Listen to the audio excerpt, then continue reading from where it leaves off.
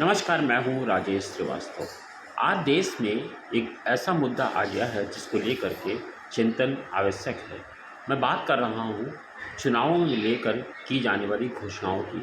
इसको लेकर के कल सुप्रीम कोर्ट में एक फैसला आया, जिसको लेकर के सुप्रीम कोर्ट ने चुनाव आयोग को नोटिस भेजी है। चुनाव आयोग को नोटिस भेजते हुए सरकार को पक्षकार बनाया गया है, यानी मध्य प्रदेश और राजस्थान को। कहा गया है कि ये जो चुनावी रेवड़ियाँ बाँटी जाती हैं, क्या ये लोगों पर, यानी जो करदाता है, उस पर क्रूर हमला नहीं है? इनको करते हुए इन याचिकाओं पर, जो याचिकाएँ दायर हुई थीं, उस पर जनहित याचिकाओं पर सुनवाई करते हुए सुप्रीम कोर्ट ने ये साफ कहा है कि इन दोनों, पहले भी जो याचिकाएँ इस पर दायर हुई थी उसको, और कल जो हुई है सुनवाई हुई, उन दोनों याचिकाओं को एक साथ क्लब कर दिया है और अब एक साथ उस पर सुनवाई होगी।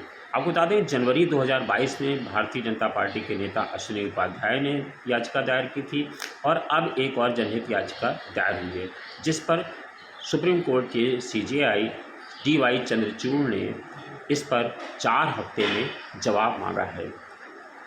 ये तो एक सरकार का मुद्दा हो गया और चुनाव का मुद्दा हो गया कि सुप्रीम कोर्ट ने इस पर संज्ञान लिया, लेकिन आज इस पर हमको और आपको चिंता करने की आवश्यकता है कि ये जो मामला है चुनावी रेवड़ी बांटने का, दरअसल ये है क्या?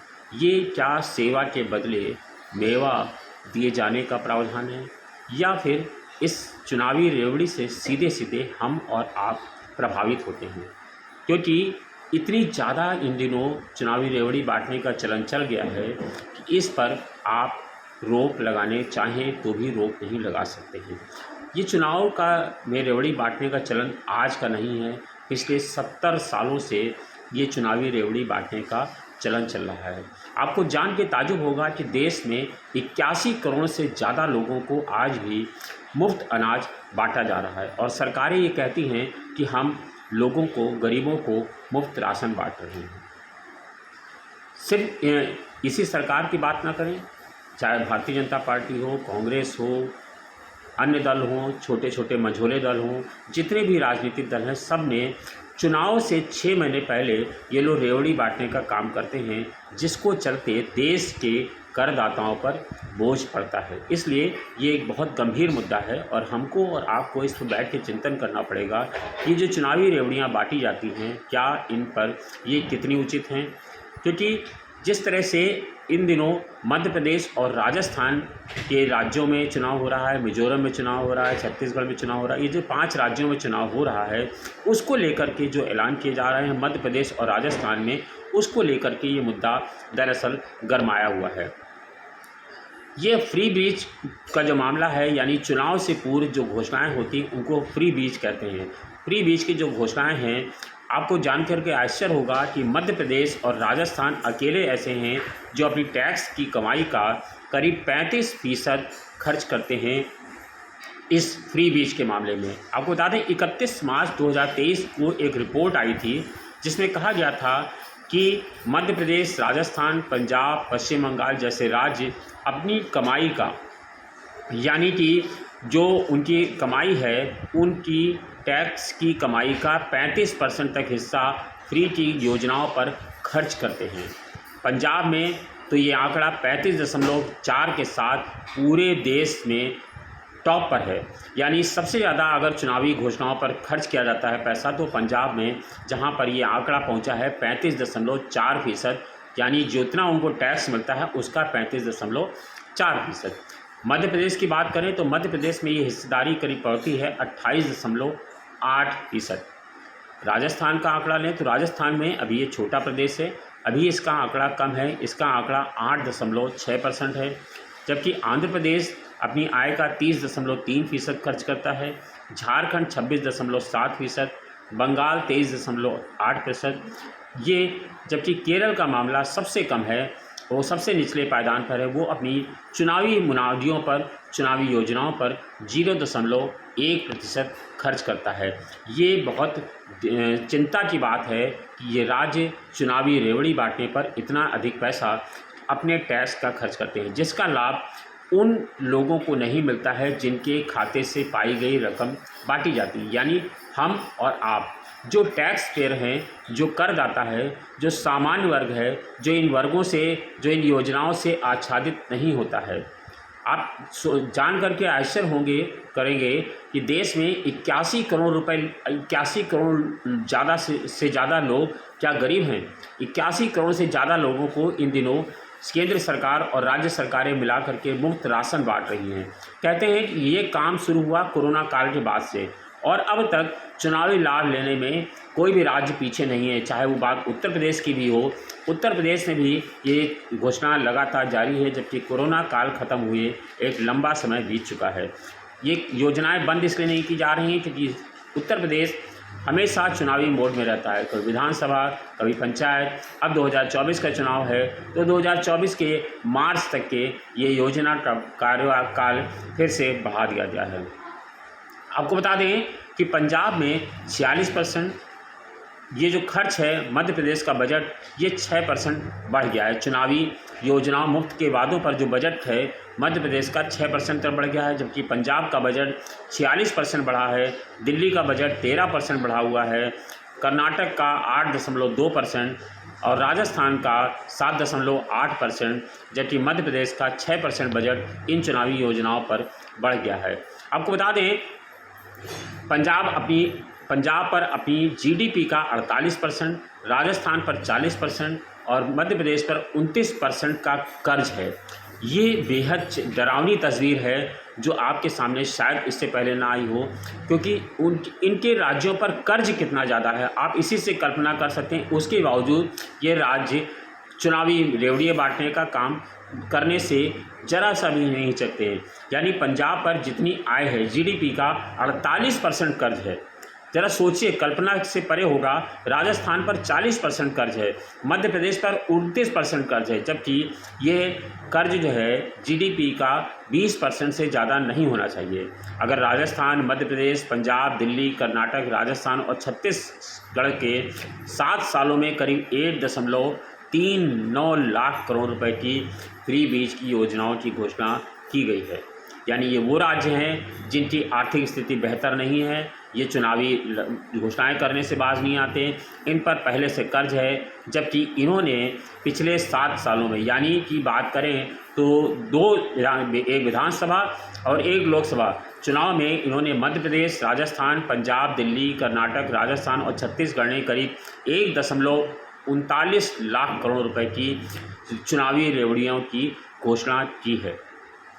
इसीलिए शायद सुप्रीम कोर्ट के सीजेआई डीवाई चंद्रचूड़ ने कहा है कि क्या हम इसको रोक नहीं सकते हैं, क्योंकि ये बेहद चिंता का विषय है और इसको रोकना बेहद ज़रूरी है। कल सुप्रीम कोर्ट ने इस पर खासी तल्ख टिप्पणियाँ की हैं। आपको बता दें कि पंजाब का घाटा जो चुनावी घोषणाएं हैं उससे 46% बढ़ेगा।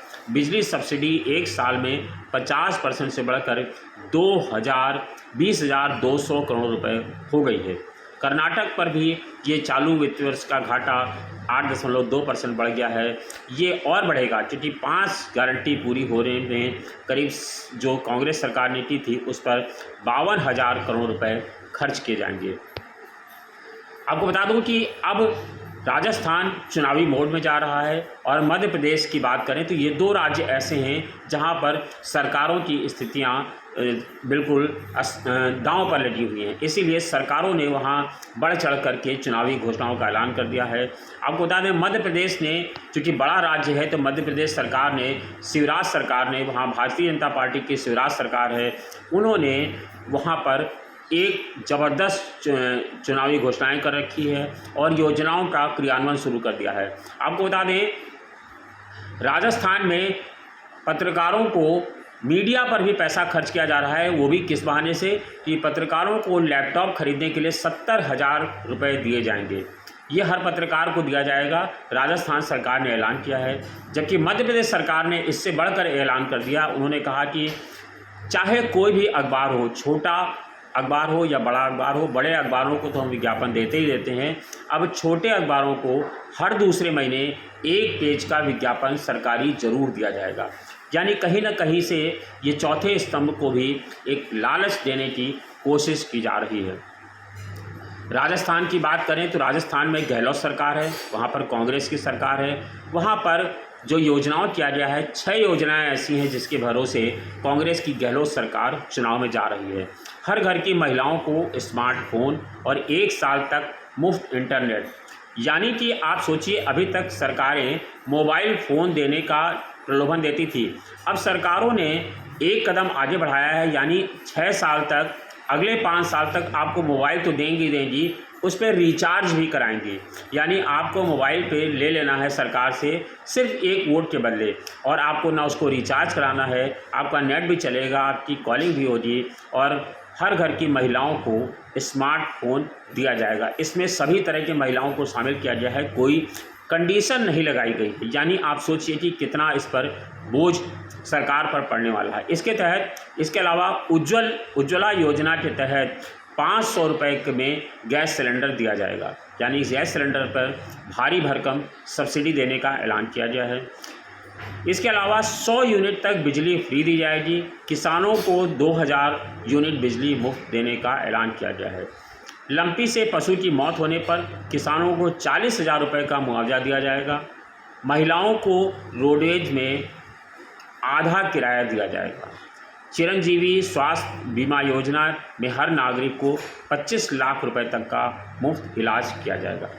मैं राजस्थान सरकार से सवाल करना चाहता हूं कि जो महिलाओं को स्मार्टफोन दिया जा रहा है, महिलाओं को इंटरनेट दिया जा रहा है, महिलाओं को आधी रोडवेज में बस यात्रा दी जा रही, क्या सरकारें ऐसी योजना नहीं ला सकती हैं कि इन महिलाओं को सशक्त बनाया जाए, इन महिलाओं को रोज़गार उपलब्ध कराया जाए, तो वो खुद से अपने पैसे से मोबाइल चला सकती हैं, इंटरनेट चला सकती हैं, और तो और रोडवेज बस का किराया भी दे सकती हैं। अगर ऐसा हुआ तो इन महिलाओं के परिवार ज़्यादा सशक्त होंगे और सरकार की योजनाओं का नुकसान भी नहीं होगा, यानी सरकार को नुकसान भी नहीं होगा और राजस्व भी बढ़ेगा। यह महिलाओं जब सशक्त होंगी तो देश की आर्थिक स्थिति भी बेहतर होगी। लेकिन सरकारें इस पर नहीं सोचती हैं। सरकारें सोचती हैं, क्योंकि उनका मकसद जो है सरकार को ये होता है कि ये वोट लेकर के किसी तरह से 5 साल सरकार में जीत जाएं, क्योंकि पैसा जो रेवड़ी उनको बांटनी होती है वो अपने पास से नहीं बांटनी होती, वो हमारे और आपके पैसे से होती है।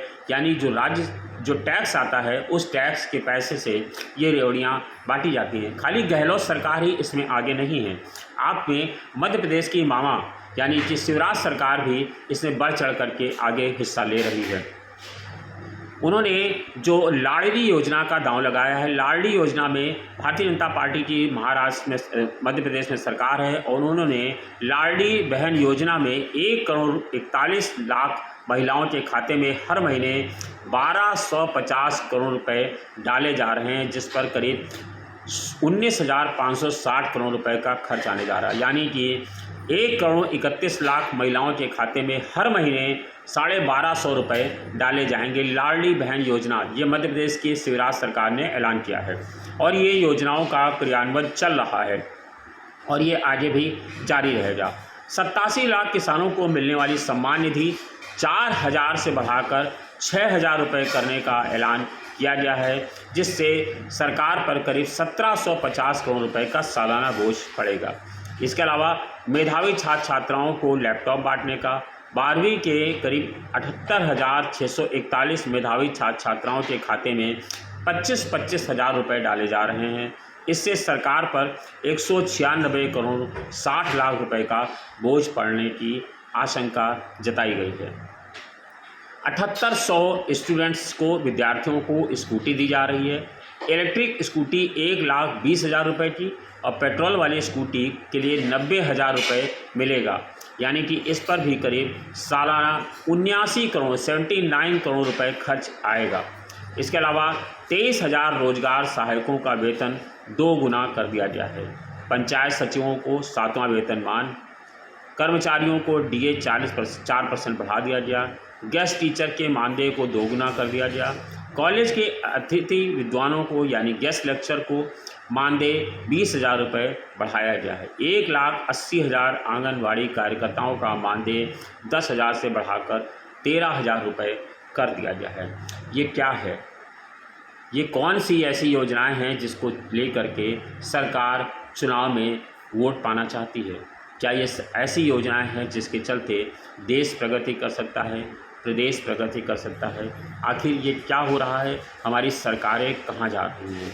सुप्रीम कोर्ट में इसी मामले की सुनवाई करते हुए, फ्री बीज मामले की सुनवाई करते हुए पूर्व जस्टिस NB रमन्ना की अगुवाई में 3 सदस्यीय टीम ने 1 अगस्त 2022 में इसकी शुरुआत की थी, जिसको जस्टिस के महेश्वरी और जस्टिस हिम कोहली भी इसमें शामिल थे। आपको बता दें 3 अगस्त 2022 को जब इस पर सुनवाई हुई थी, तब भी सुप्रीम कोर्ट ने कहा था कि इस पर एक समिति गठित की जानी चाहिए। इसमें केंद्र, राज्य सरकारें, नीति आयोग, फाइनेंस कमीशन, चुनाव आयोग, RBI, CAG और राजनीतिक पार्टियां शामिल की जाए, लेकिन इस पर कोई अमल अब तक नहीं हो पाया। फिर 11 अगस्त को सुप्रीम कोर्ट ने कहा कि गरीबों का पेट भरने की ज़रूरत है, लेकिन लोगों की भलाई के कामों को संतुलित करने की भी ज़रूरत है, क्योंकि फ्री बीज की वजह से इकोनॉमी में सरकार पैसे गंवा रही है। हम इस बात से सहमत हैं कि फ्री बीज और वेलफेयर में अंतर रखा जाए। 17 अगस्त को भी कोर्ट ने सुनवाई करते हुए कहा कि कुछ लोगों का कहना है कि राजनीतिक पार्टियों को वोटर से वादे करने से नहीं रोका जा सकता है। अब ये तय करना पड़ेगा कि फ्री बीज क्या है। क्या ये सबके लिए हेल्थ केयर, पीने के पानी सुविधा, मनरेगा जैसी योजनाएं जो जीवन को बेहतर बनाती हैं, क्या उन्हें फ्री बीज माना जाए। कोर्ट ने इस मामले में सभी पक्षकारों को अपनी राय देने को कहा था। सुप्रीम कोर्ट ने कहा था कि आप सर्वदलीय बैठक क्यों नहीं बुलाते हैं, राजनीतिक दलों को ही इस पर सब कुछ तय करना है। आपको बता दें ये लगातार चल रहा है और अभी इस पर कोई फैसला नहीं हो पाया है। कल भी सुप्रीम कोर्ट ने 4 हफ्ते में चुनाव आयोग से इस पर जवाब मांगा है। केंद्र सरकारों और राज्य सरकारों को भी पक्षकार बनाया है। अब देखना है कि इस पर सरकारें क्या करती हैं। देश के प्रधानमंत्री नरेंद्र मोदी का कहना है कि रेवड़ी कल्चर देश के विकास के लिए बहुत ही खतरनाक है। इसमें हमें मिलकर इस सोच को हराना होगा और इस कल्चर को राजनीति से हटाना पड़ेगा, जबकि उनकी सरकारें और वो खुद भी चुनावों में फ्री बीज करने की घोषणाओं से बाज नहीं आते हैं। मध्य प्रदेश में उनकी ही सरकार है और वहाँ पर भारी भरकम चुनावी रेवड़ियाँ बांटी गई हैं। इसी तरह से दिल्ली के मुख्यमंत्री अरविंद केजरीवाल का भी कहना है कि बच्चों को मुफ्त शिक्षा और लोगों का फ्री में इलाज देना मुफ्त रेवड़ी बांटना में नहीं आता है। ये वेलफेयर की योजनाएं हैं, हम एक विकसित और गौरवशाली भारत की नींव रख रहे हैं। यानी चुनावी फ्री बीज को, यानी चुनावी रेवड़ियों को कोई सरकारें अपना इसको बताती हैं कि हम रेवड़ी बांट रहे हैं, कुछ ये कहती हैं, लेकिन सब अपनी अपनी दलील ये देते हैं कि ये रोज़ सरकार के हितपरक योजनाएं हैं और इनको देने से जनता का लाभ होगा। इसीलिए चुनाव आयोग ने कहा है कि फ्री स्कीम की परिभाषा आप ही तय करें। 11 अगस्त को 2022 को सुप्रीम कोर्ट ने सुनवाई करते हुए कहा था कि ये चुनाव आयोग के अधिकार में नहीं है। ये फ्री बीज पर पार्टियां क्या पॉलिसी तय करती हैं, ये राजनीतिक दलों को ही तय करना पड़ेगा। आपको बता दें भारत में 70 सालों से ज़्यादा का समय हो गया है जब इन फ्री बीज पर इन चीज़ों का ऐलान किया जा रहा है। मध्य प्रदेश के CM के कामराज ने 1954 में 1954 से 1963 तक उनकी सरकार थी। उन्होंने उस दौरान मुफ्त शिक्षा, स्कूली शिक्षा के लिए मुफ्त भोजन योजना जैसी योजना शुरू की थी। फिर 1967 में DM के फाउंडर CN अन्नादुराई ने तमिलनाडु के चुनाव में 4.5 किलो राशन चावल देने का ऐलान किया। इसी तरह 1982 में MG रामचंद्रन ने तमिलनाडु में स्कूली बच्चों को मुफ्त भोजन की योजना शुरू करी।